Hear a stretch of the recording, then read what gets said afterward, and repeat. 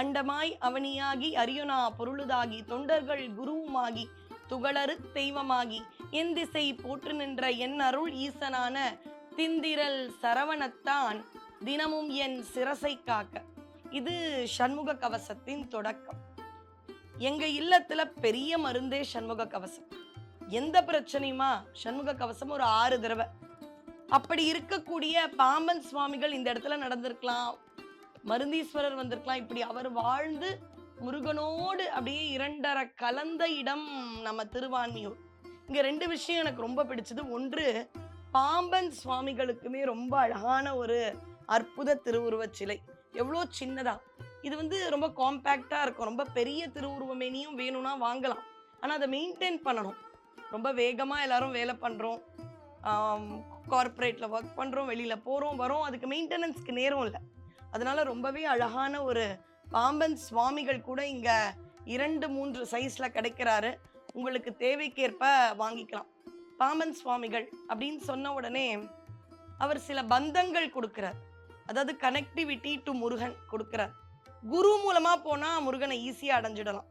குருவருள் திருவருளை கொடுக்கும். அதனாலதான் மறுபடியும் நாங்கெல்லாம் கேட்கறது, திருப்புகழ் படிங்க, பாம்பன் சுவாமிகள் அருளி செய்ததை படிங்க, நக்கீரர் அருளி செய்த திருமுருகாற்று படிங்க. ஏன்? அவர்கள் பாடினது வழியா முருகனை அடைவது எளிது. ஏன்னா நம்ம நிறைய தப்பு பண்ணிருக்கோம், அவனுடைய கருணையால் தான் நம்ம அடைய போறோம், நம்ம தவத்தால இல்லை.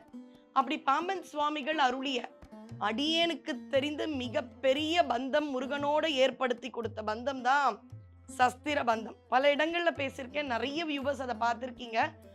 சஸ்திர பந்தம்னா என்ன? அஸ்திரம்னு ஒன்று உண்டு, மகாபாரதத்திலலாம் கேட்டுப்பீங்க. அஸ்திரம்னா நம்ம மற்றவங்க மேல அடிக்கிறதுக்கு அஸ்திரம் அப்படின்னு பேர்.